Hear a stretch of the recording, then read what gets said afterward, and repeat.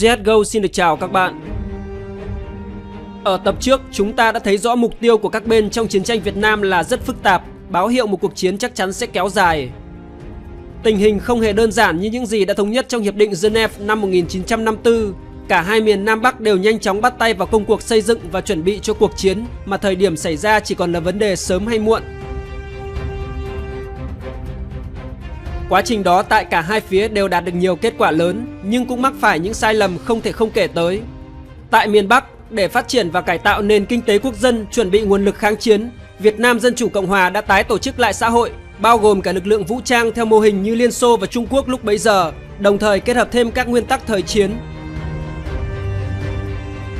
Về nông nghiệp, ngay từ năm 1953, chính quyền miền Bắc tổ chức các chiến dịch cải cách ruộng đất để thực hiện mục tiêu xóa bỏ giai cấp địa chủ, người cày có ruộng, nhờ đó thúc đẩy nền sản xuất, đại đa số nhân dân lao động rất ủng hộ. Qua cải cách, trên 810.000 hecta ruộng đất thuộc sở hữu của chính quyền và địa chủ cũ bị tịch thu hoặc mua lại để chia cho hơn 2.220.000 hộ dân nghèo ở nông thôn, bao gồm trên 9 triệu nhân khẩu. Tổng số 72,8% hộ nông thôn miền Bắc được chia ruộng đất. Đến tháng 4 năm 1953, số ruộng đất được chia cho nông dân đạt hơn 67% tổng số ruộng đất mà địa chủ chiếm hữu năm 1945.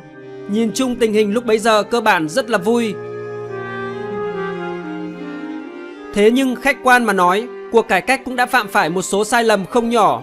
Trong 3.563 xã thuộc 22 tỉnh và những vùng nông thôn ở miền Bắc đã triển khai, các đội cải cách ruộng đất đã chỉ ra hơn 47.800 địa chủ, chiếm 2,25% tổng số nhân khẩu ở nông thôn.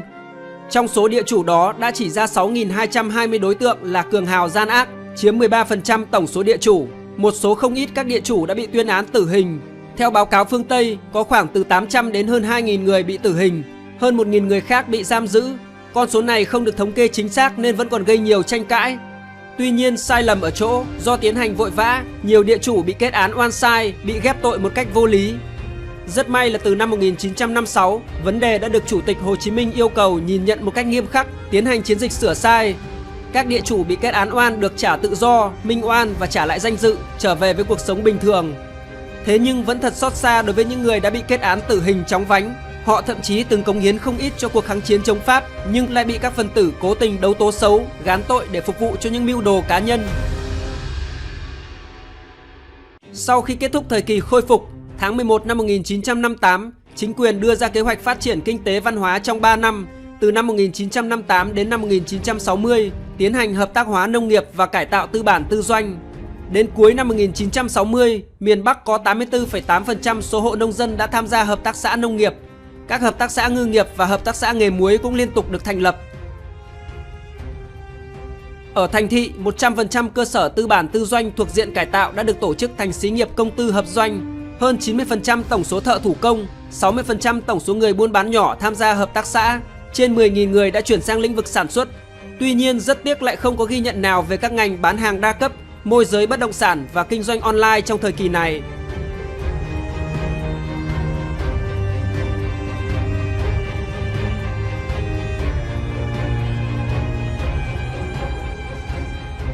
Về văn hóa, những sai lầm của cải cách ruộng đất đã gây tác động đến một số văn nghệ sĩ trong giới showbiz.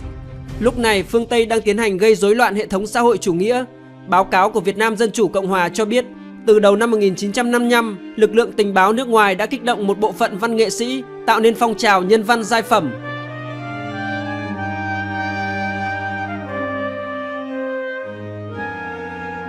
Ban đầu phong trào chỉ phê phán những sai lầm, nhưng sau dần dần phủ nhận sự lãnh đạo của Đảng Cộng sản, kích động nhân dân xuống đường biểu tình. Cuối năm 1956, sau các diễn biến phức tạp trên thế giới, chính quyền quyết định yêu cầu chấm dứt phong trào nhân văn giai phẩm để tránh bạo động. Về xã hội, cơ quan công quyền tối cao của người dân là Quốc hội. Sau cuộc bầu cử năm 1946, tới năm 1960, cuộc bầu cử khóa 2 được tổ chức. Do chính sách thời chiến cần tập trung cho chiến sự chắc chắn sẽ nổ ra, vì vậy các quyền tự do báo chí bị hạn chế dựa trên nguyên tắc kỷ luật. Xã hội nhanh chóng chuẩn bị cho cuộc sống quân sự hóa cao độ theo phương châm mỗi người dân là một chiến sĩ, mỗi làng xóm là một pháo đài. Gần như cả xã hội miền Bắc hoạt động vì mục tiêu chung, làm hậu phương cho mặt trận dân tộc giải phóng miền Nam. Việc hiện đại hóa quân đội được tiến hành, tuy nhiên tiến độ chậm và không đồng bộ. Nhiều sư đoàn được thành lập thêm nhưng vẫn mang tính bộ binh đơn thuần, hỏa lực hạng nặng thiếu và chắp vá, chưa có các quân binh chủng kỹ thuật cao như không quân. Nhiều binh chủng khác đang sơ khai như là radar, hải quân, tăng thiết giáp vân vân. Phương tiện vận tải thông tin liên lạc còn yếu kém. Nguyên nhân là do nền công nghiệp của Việt Nam Dân Chủ Cộng Hòa lúc đó gần như đi lên từ con số 0, trong khi nguồn viện trợ từ Liên Xô và Trung Quốc có phần hạn chế trong giai đoạn này. Một điểm đáng nói là vào cuối năm 1959, miền Bắc đã bí mật cho tiến hành thăm dò, phát triển tuyến đường tiếp vận chiến lược, đường Trường Sơn, còn được gọi là đường mòn Hồ Chí Minh. Mặc dù lúc đó tuyến đường này vẫn chỉ là đường mòn trong rừng, thế nhưng nó được lên kế hoạch để trở thành một tuyến đường tiếp vận chiến lược, đảm bảo nhu cầu chiến tranh mở rộng tại chiến trường miền Nam sau này.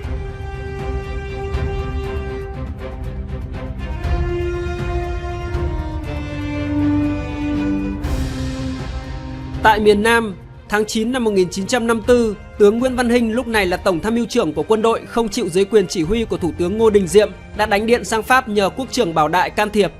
Từ văn phòng của mình tại Paris, Bảo Đại điện về Sài Gòn triệu tập Ngô Đình Diệm sang Pháp để bàn việc sắp xếp nhân sự. Thế nhưng với độ tỉnh táo cao, Thủ tướng Ngô Đình Diệm đã từ chối. Bảo Đại không đồng ý một chính phủ độc tài cá nhân, đã điện về Sài Gòn tuyên bố cách chức Thủ tướng Ngô Đình Diệm. Tuy nhiên vào tháng 10 năm 1955, một cuộc trưng cầu dân ý được tổ chức đã phế truất Quốc trưởng Bảo Đại, đưa Thủ tướng Ngô Đình Diệm lên thay. Cuộc trưng cầu này bị tố cáo là gian lận. Đơn cử như ở Sài Gòn, Ngô Đình Diệm chiếm được 605.025 lá phiếu, trong khi khu vực này chỉ có khoảng 450.000 cử tri ghi tên. Tuy nhiên, đối với các nhà thổ địa học tại Đông Dương, họ lại cho rằng rất có thể giai đoạn này chưa được triển khai chính phủ điện tử. Vì vậy, một vài nhầm lẫn nhỏ khi đếm phiếu thủ công là điều không tránh khỏi. Không nên quá bận tâm vì sai số chỉ khoảng 26% có thể chấp nhận được. Sau đó, quốc gia Việt Nam được đổi tên thành Việt Nam Cộng Hòa vào ngày 26 tháng 10 năm 1955 với tổng thống đầu tiên là Ngô Đình Diệm.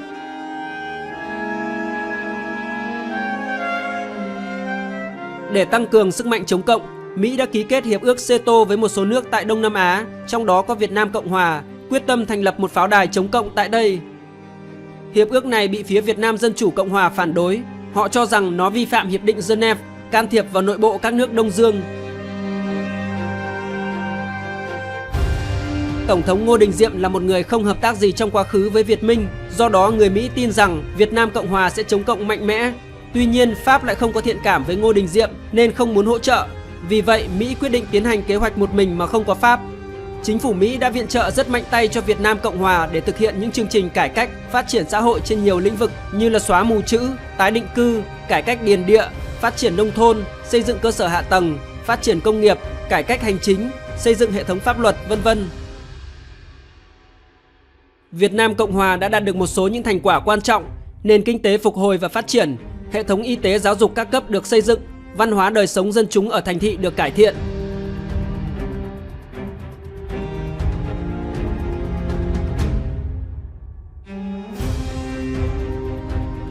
Trong các chiến dịch cải cách điền địa, nhờ nguồn tiền viện trợ khổng lồ từ Mỹ, Ngô Đình Diệm đã tránh được các biện pháp cưỡng chế, tịch thu. Ông chỉ thị cho quan chức địa phương trả tiền mua số đất vượt quá hạn mức mà mỗi địa chủ được sở hữu theo quy định, sau đó chia ra bán cho nông dân chưa có ruộng. Nông dân sẽ được vay tiền để mua và không phải trả lãi trong 6 năm. Tuy vậy, đường lối cải cách điền địa mà Ngô Đình Diệm đề ra bị nông dân miền Nam phản đối dữ dội. Trong khi ở miền Bắc, Việt Nam Dân Chủ Cộng Hòa đã giảm thuế, xóa nợ và tịch thu ruộng đất của địa chủ chia cho nông dân nghèo, thì ở miền Nam, Ngô Đình Diệm thông qua hình thức mua bán đã vô tình đưa giai cấp địa chủ trở lại. Kết quả của chính sách này đã tạo ra 2% đại địa chủ thông qua sở hữu đa cấp đã sở hữu tới 45% tổng số ruộng đất, hơn một nửa số dân cày không có ruộng. Hạn mức đất sở hữu quy định cho mỗi người là rất lớn, lên tới 100 hecta, vì vậy rất ít địa chủ phải bán lại đất cho nhà nước. Số đất ít ỏi thu được lại chủ yếu chia cho người Công giáo di cư từ miền Bắc vào. Ngô Đình Diệm mắc phải sai lầm là quá thiên vị khi chia đất cho giáo xứ Công giáo. Việc một tổng thống thể hiện rõ sự thiên vị như vậy khiến cho các tín ngưỡng tôn giáo khác rất bức xúc. Đối với những người nông dân trước đây được Việt Minh cấp đất, họ bị chính quyền yêu cầu phải trả lại cho địa chủ, rồi sau đó tiến hành mua bán theo đúng quy định. Mức tô thuế tối đa là 25% sản lượng, nhưng trong thực tế, người dân nghèo phải nộp tới 40%. Việc này tạo ra sự bất bình ở nông thôn, điều mà người dân ở các thành phố lớn hầu như không biết tới. Đa số dân nghèo cảm thấy quân đội Ngô Đình Diệm tàn nhẫn không khác gì quân đội Pháp. Và kết quả mặc dù tại các thành phố lớn cuộc sống cảm giác có vẻ bình yên nhờ điều kiện vật chất đầy đủ, Nhưng tại các vùng nông thôn có tới 75% người dân ủng hộ quân giải phóng, 20% trung lập, trong khi chỉ có 5% ủng hộ chế độ Ngô Đình Diệm. Đây là mối lo ngại rất lớn với chính quyền vì dân số tại nông thôn vẫn chiếm một tỷ trọng lớn. Đánh giá về chế độ do Tổng thống Ngô Đình Diệm đứng đầu, giáo sư Mỹ Noam Chomsky cho rằng chính phủ miền Nam Việt Nam không có cơ sở thành trì trong nhân dân vì nó có xu hướng kiểm soát, chèn ép dân chúng nông thôn và tầng lớp dân nghèo tại thành thị. Chính quyền Ngô Đình Diệm nhanh chóng thanh lọc bộ máy, đưa những người trung thành với ông vào các vị trí quan trọng. Nhà nước Việt Nam Cộng Hòa lúc đó mang biểu hiện của hình thức tập quyền, phụ thuộc rất nhiều vào cá nhân Ngô Đình Diệm và gia đình ông. Quân đội được cấp tốc trang bị huấn luyện với sự giúp đỡ của các cố vấn Mỹ. Quân lực Việt Nam Cộng Hòa vào thời điểm đó nếu xét về trang bị, họ được xem là đứng đầu khu vực Đông Nam Á, có số má trên bản đồ thế giới và chắc chắn là vượt trội so với Quân đội Nhân dân Việt Nam, tên gọi của Quân đội phía Việt Nam Dân Chủ Cộng Hòa. Điều 7 Hiến pháp Việt Nam Cộng Hòa năm 1956 quy định những hành vi có mục đích phổ biến, thực hiện một cách trực tiếp hay gián tiếp chủ nghĩa cộng sản dưới mọi hình thức đều là phạm pháp. Chính quyền kêu gọi những người cộng sản đang hoạt động bí mật ra hợp tác, cưỡng ép họ từ bỏ chủ nghĩa cộng sản. Dù vậy, hệ thống tổ chức bí mật của Việt Minh vẫn tiếp tục tồn tại. Họ phản kháng bằng cách tuyên truyền, tổ chức những cuộc biểu tình chính trị, gây sức ép lên chính phủ Việt Nam Cộng Hòa. Chính quyền Ngô Đình Diệm mở các chiến dịch tố cộng diệt cộng, càn quét khắp miền Nam với luật 1059, ban hành vào tháng 5 năm 1959, quy định việc tổ chức các tòa án quân sự đặc biệt nhằm xét xử rất nhanh, chỉ trong 3 ngày đối với các tội danh chống lại chế độ. Hàng chục vạn người dân bị bắt giữ vì tình nghi có liên quan tới Việt Minh. Hàng ngàn làng mạc bị đốt phá, gây ra sự căm phẫn rất nhiều cho người dân miền Nam, đặc biệt là tại khu vực nông thôn.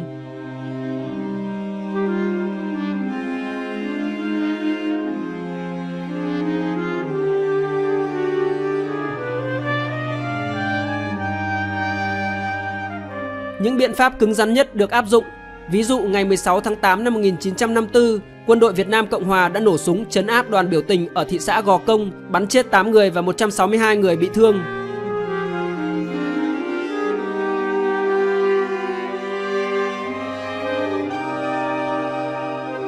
Để tăng tính uy hiếp, quân đội sử dụng cả máy chém hành quyết phạm nhân. Nhiều vụ xử chém của Việt Nam Cộng Hòa diễn ra công khai trước mắt dân chúng để cảnh cáo.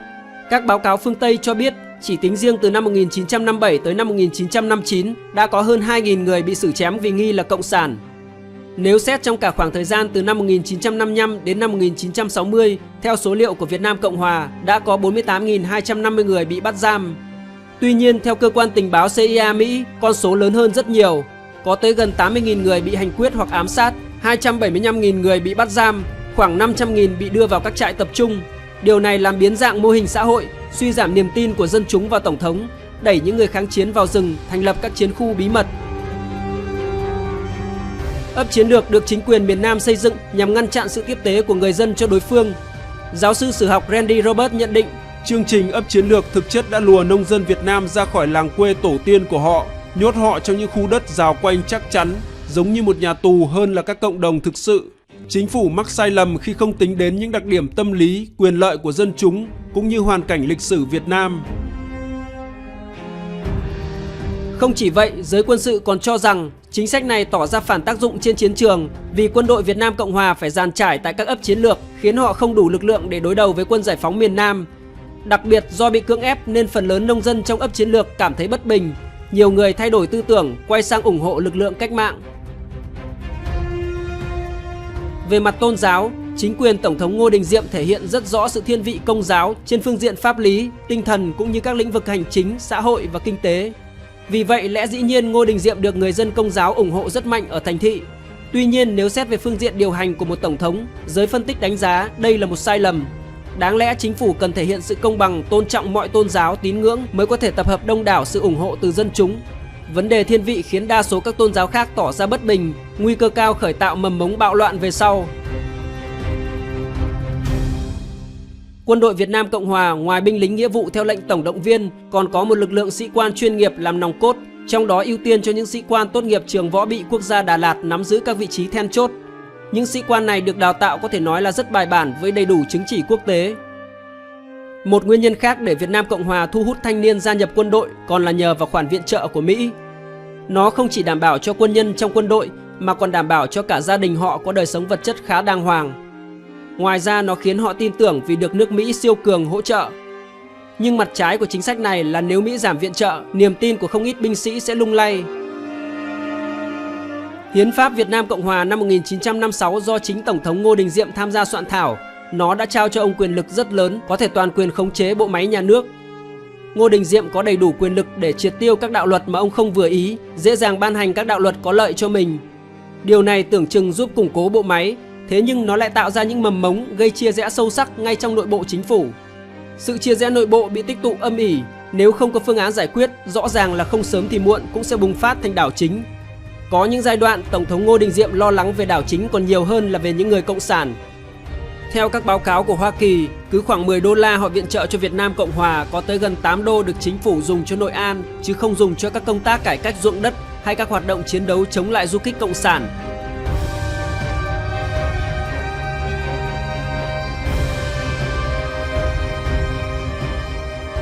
Nhìn chung lại, quá trình chuẩn bị của hai miền Nam Bắc đều rất quyết liệt, báo hiệu một cuộc chiến tàn khốc đã cận kề.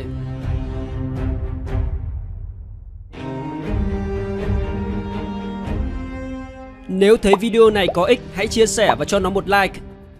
Trên màn hình là một số video hay ho khác dành cho bạn. Hãy lựa chọn nhấn vào nó để tiếp tục thưởng thức.